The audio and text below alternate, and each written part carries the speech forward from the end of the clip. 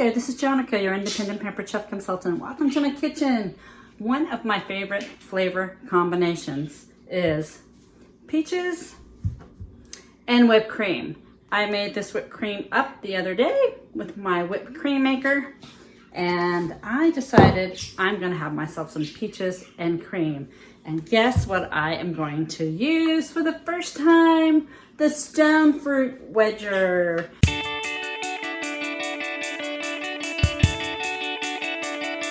Now that peaches are in season here in the grocery store, I'm gonna go ahead and use it.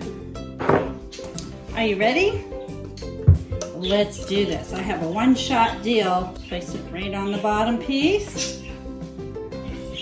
And there's two notches here. You just line up right here. Let's see how it goes. Look at that.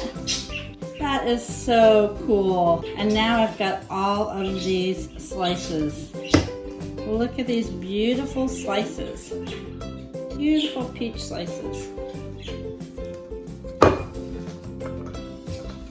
Look at that. That is perfect. Enjoy some whipped cream. Let's have some peaches.